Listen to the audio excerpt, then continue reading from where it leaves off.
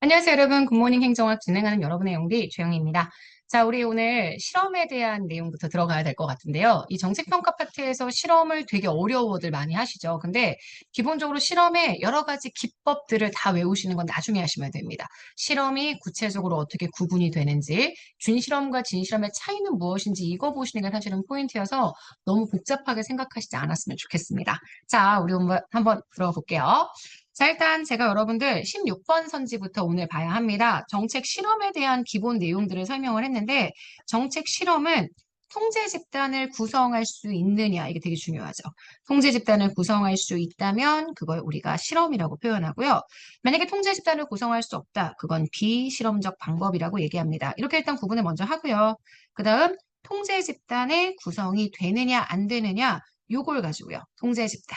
동질성을 가지고 있느냐, 통제 집단의 동질성이 나타나느냐, 그래서 통제 집단의 동질적인 구성이 된다면 통제 집단의 동질성 구성 여부에 따라 다시 준실험과 진실험으로 구분이 됩니다. 그래서 빈칸이 통제 집단의 구성 가능성과 동질성 여부입니다. 그래서 이렇게 해서 구분을 좀 해주시고요. 비실험과 실험, 실험에 진실험과 준실험이 있다라고 정리를 해주시면 됩니다. 자, 17번 다음으로 한번 들어가 볼게요. 비실험적 설계는 사실 준실험 설계와 비슷한 내용들이 되게 많습니다. 그래서 비실험 설계의 특징만 정확하게 알고 계시면 그걸 준실험 설계도 잘 적용할 수 있거든요. 개인적으로 준실험 설계를 먼저 보시고 비실험을 보시면 조금 더 쉽게 이해가 되실 수 있습니다. 제가 준실험 설계의 여러 가지 특징들을 설명을 했는데 준실험 특징 중에 하나가 바로 설계가 과거 지향적이라는 거죠. 이전에 연구자가 과거에 발생한 실험의 효과들을 좀 추정하기 위한 연구가 많습니다. 과거에 이미 해봤었던 내용들을 추정해서 이걸 통해 실험의 효과를 확인하기 때문에 우리 과거 지향적 연구라는 표현을 씁니다. 그래서 과거 지향적 성격 여기다가 빈칸을 좀 쳐봤고요. 자, 진실험 설계에 대한 이야기도 한번 해볼까요? 이런 거, 뭐 비동질적 통제 집단 설계, 회귀 불연속 설계, 단절적 시계열 설계. 아마 읽어봐도 무슨 말인지 싶은 생각이 좀 드실 수 있을 텐데 요거는 구체적인 설계 방식을 다 보시는 내용이 아니라 이런 형태의 종류로 진행이 된다. 이거 중심으로만 봐주시면 됩니다.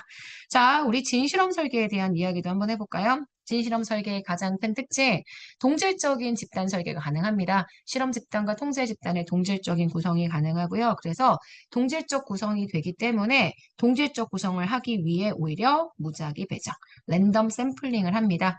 랜덤 샘플링으로 실험 집단과 동제 집단을 만약에 완전히 동질적으로 만들어주게 되면 이들에게 영향을 줄 수 있는 제3의 변수들을 통제할 수 있다는 특징이 나타나게 될 거고요. 내적 타당, 진실험 설계와 준실험 설계를 비교하는 것도 굉장히 중요합니다. 제가 지금 보시는 요거 가지고 19번 선지를 구성을 했는데요. 일단 진실험 설계가 가지고 있는 특징, 준실험 설계에 비해서 내적인 타당성이 굉장히 높습니다. 제한적인 실험이 진행이 되기 때문에 내적 타당성을 저해하는 요인들이 상대적으로 개입될 가능성이 좀 적죠. 하지만 외적인 타당성이 굉장히 낮다는 거. 실험의 결과를 다른 모든 집단에게 일반화시키는 게 상당히 어렵다는 것을 기억해 주시면 될 것 같습니다. 자, 여기까지 해서 실험에 대한 얘기들 다 마무리하고요. 그 다음 우리 정부 업무 평가 내용 들어가려고 합니다. 은근 많이 출제가 되는 내용이어서 제가 발표를 예쁘게 또 이렇게 두 개나 설계를 해놨어요. 정부 업무 평가의 의의, 목적 다 중요한데 제일 문제가 많이 나오는 게 바로 평가의 대상 기관일 거예요. 그래서 정부 업무 평가의 대상 기관, 일단 중앙행정기관과 소속기관, 지방자치단체와 소속기관, 그리고 마지막 공공기관까지 내용이 있다는 거 아마 알고 계실 거예요. 사실 여기 있는 부분도 좀 읽어보시면 좋겠는 게 평가, 정부 업무 평가에 대한 기본 계획이나 성과 관리 전략, 성과 관리 시행, 이러한 것들을 통해서 정부 업무 평가가 이루어지고 있다는 것도 같이 좀 기억을 해주시면 좋겠습니다. 정부 업무 평가를 위한 정부 업무 평가 위원회 굉장히 중요하죠. 그래서 위원회가 국무총리 소속의 위원회라는 것도 굉장히 중요하고 현재 중앙부처에서 위원장 2명 있는 위원회는 딱 2개였죠. 정부업무평가위원회와 규제개혁위원회입니다. 그래서 지금 보시는 위원장 2인 다 해서 15명 이내의 위원으로 구성이 되어 있다라고 얘기할 수 있고 제가 이것도 같이 보시라고 했어요. 행안부 장관, 기재부 장관, 국무조정실장 이들이 당연직 위원이 된다. 이것도요. 정부 업무 평가에 대한 얘기들이 그래서 쭉 나와서 정부 업무 평가 기본 계획을 작성하는 것, 시행하는 것 이런 것들에 대한 내용이 나와 있고요. 구체적인 평가의 종류들도 쭉 나와 있습니다. 국무총리실에서 진행하게 되는 정부 업무 평가 제도에는 자체평가, 재평가, 특정평가, 지방자치단체는 자체평가, 합동평가, 공공기관은 공공기관 평가입니다. 자체는 너무 알고 계셔야 되고요. 자, 글의 내용을 쭉 읽어가면서 중앙행정기관의 자체평가, 그죠? 지방자치단체의 자체평가, 재평가 나와 있고요. 그 다음 제가 특정평가 가지고 문장을 한번 구성을 해봤습니다. 특정평가는 국정을 통합적으로 관리하기 위해서요. 여기가 중요하죠. 국무총리가 중앙행정기관 2개 이상의 부처가 관련되어 있는 사안에 대해서 평가를 진행하게 됩니다. 그래서 빈칸을 제가 특정 평가에다가 빈칸을 쳤고요. 그 다음 합동평가에 대한 내용. 그래서 여기 지금 특정 평가 빈칸은 저기 초록색에 있습니다. 그 다음 합동평가에 대한 내용으로 갈게요. 합동평가는 아시겠지만 중앙행정기관의 장이 사무를 위임한 지방자치단체에 대해서 시행하는 평가입니다. 그래서 지금 보시는 평가는 행정안전부 장관이 지금 정부업무평가위원회의 심의 의결을 거쳐서 중앙행정기관의 장과 함께 진행을 해주게 됩니다. 그래서 이렇게 행정안전부 장관, 중앙행정기관의 장 이들이 함께 진행을 해주게 되고요. 그래서 이걸 우리가 합동평가라고 설명을 한다. 이렇게 보시면 되죠. 그래서 합동평가에 제가 빈칸을 한번 쳐봤습니다.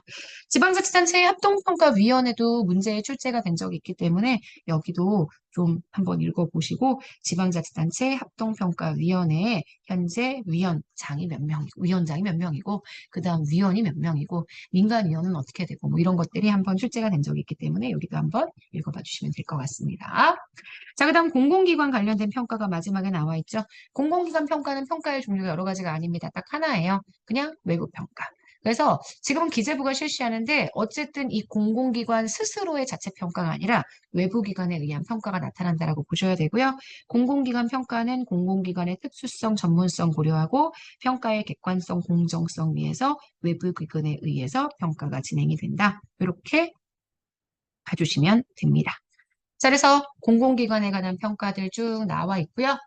자, 그렇게 해서 여기까지 보시면 되고 그 다음 페이지 가시면 제가 올해 각 중앙정부 부처가 진행하는 다른 평가들에 대한 이야기들을 좀 실어놨습니다. 기재부의 재정사업 자율평가, 환경부의 환경영향평가, 그 다음 여성가족부의 성별영향평가에 대한 이야기들을 한 번씩 쭉 설명을 했고요. 그중에 기재부의 재정사업에 대한 자율평가 가지고 내용을 봤습니다. 예산과 기금이 투입되는 모든 재정사업에 대해서 실시하게 되고요. 성과 계획서상 성과 목표 중에 3분의 1에 해당하는 성과 목표 내의 전체 관리 과제들. 그래서 모든 재정 사업에 대해서 지금 현재 정부가 재정 사업에 대한 자율 평가를 진행하고 있다. 이렇게 기억을 해주시면 될 것 같고요. 자, 이렇게 해서 평가를 다 했습니다. 평가까지 다 마무리하면 그 다음 나와 있는 게 바로 평가 다음 정책 학습입니다. 정책 학습은 이전의 정책을 성성해보고 집행해준 그러한 결과들이 피드백되면서 이전보다 더 나은 수준으로 정책을 진행하는 방법들이 발달하는 과정들을 설명해주게 되고요. 지금 보시는 정책 학습은 그래서 학습 주체가 한류의 결과를 토대로 해서 정책의 목표와 수단을 능동적으로 수정, 보완해 나가는 걸 의미하게 된다. 제가 요거 가지고 지금 보시는 것처럼 26번 선지를 구성을 했습니다. 자, 그 다음 27번 버클랜드의 정책 학습 유형과 제가 밑에 있는 하울렛과 라메쉬를 좀 연결시켜서 봤었던 것 아마 기억하실 거예요. 그래서 버클랜드의 이 수단적 학습이 하울렛과 라메쉬의 내생적 학습과 유사하다라고 이야기했던 거 기억하실 거고요. 이건 정책의 수단이나 관리 기법에 대한 학습입니다. 상대적으로 정책이 사회적으로 미치는 여파에 대해서 보게 되는 게 사회적 학습이죠. 요건 외생적 학습과 굉장히 유사하다. 이렇게 정리했던 것 아마 기억이 나실 거예요. 그래서 차클랜드와 하울렛과 라미쉬의 학습 유형들 구분해 주시는 것. 요거 가지고 제가 27번 선지를 구성을 했고요. 자, 그 다음 28번 단절 균형 모형 정책 변동 중에 정책의 변동이 발생하는 모형을 설명하면서 단절 모형들에 대한 설명들을 드렸죠. 이전에 있었던 내용을 계속 유지하면서 정책이 조금씩 변화하면 점증 변동이라고 얘기했고요. 만약에 완전히 새로운 차원의 정책이 나오게 되면 이걸 단절적 변동이라고 얘기했는데 그 단절적 변동을 설명하는 내용이 크게 두 가지, 사바티어의 정책 지지 현안 모형, 정책 평가, 정책 집행 과정이지만 얘가 정책의 학습과 변동까지 같이 간다라고 제가 말씀드렸고요. 정책 패러다임 변동 모형, 급격한 정책 변동이 발생할 수 있는 가능성에 대해서 설명하는 모형이라고 보시면 됩니다. 그래서 여기에 대한 내용 쭉 하고 가장 마지막에 정책의 내용에 대한 분류하면서 변동의 유형들을 설명했죠. 그래서 정책의 유지부터 일단 얘기를 했습니다. 정책의 유지. 정책의 유지는 현재 정책이 가지고 있는 기본적인 특징을 계속 지속합니다. 그래서 정책이 발로 바뀌지 않아요. 물론 정책의 세부적인 집행 과정 등은 바뀔 수 있지만 정책의 기본 목표와 내용이 그대로 유지됩니다. 그래서 정책의 목표도 그대로 유지가 되고 정책이 기본적으로 가지고 있는 특성이 그대로 유지가 된다면 이걸 우리가 정책 유지라고 이야기를 해줄 수가 있고요. 그 다음 정책 승계 같이 구분하셔야 되죠. 정책 승계는 기본에 정책을 완전히 바꾸는 거예요. 목표는 그대로 유지를 하되, 정책의 기본적인 성격을 바꾸기 때문에 수단, 정책의 내용이 완전히 달라집니다. 요걸 승계라고 표현해서 제가 마지막 30번 선지로 이 승계에 관련된 문장들을 쭉 정리한 것들을 보실 수 있을 거예요. 자, 여기까지 하시면 우리 정책론은 다 마무리가 됩니다. 정책론이 꽤 까다로운 파트인데 이거 전체를 다 보는데 꽤 많은 시간들을 할애했습니다. 복습 스터디도 거의 1주 반 가까이 제가 2주 됐죠? 2주 정도 됐는데 그거 전체의 내용을 할애해서 책을 꼼꼼하게 다 봤으니까요. 참고 자료까지 여러분 빠뜨리지 마시고 꼭 다 한번 읽어봐 주세요. 그리고 계속 말씀드렸지만 저희가 이 복습 스터디를 진행하는 이유는 빈칸을 채워서 빈칸을 외우자 이런 취지가 아니라 그냥 빈칸을 일부러 쓸데없는 데 제가 치기도 합니다. 왜? 기본서를 그냥 다 읽어보셔야 여러분들이 이 부분을 찾으실 수가 있어서 빈칸을 채우는 게 중요한 게 아닙니다. 빈칸을 통해서 지금 어떤 문장들이 내용으로 나오고 있는지 기본서에 가능하면 빠뜨리는 부분 없이 전체를 다 읽어볼 수 있는 그러한 복습, 이걸 하기 위한 게 복습 스터디의 방향이라는 거 꼭 기억해 주세요. 자, 어저께 화요일 수업을 통해서 이미 3장 조직론은 나왔고요. 3장 조직론에 관련된 내용들 저희 또 내일 아침에 굿모닝 행동을 통해서 만나도록 하겠습니다. 여러분, 오늘 하루도 정말 여러분 겁니다. 기분 좋게 더위 조심하면서 잘 지내시고요. 우리 내일 아침에 만날게요. 여러분, 안녕.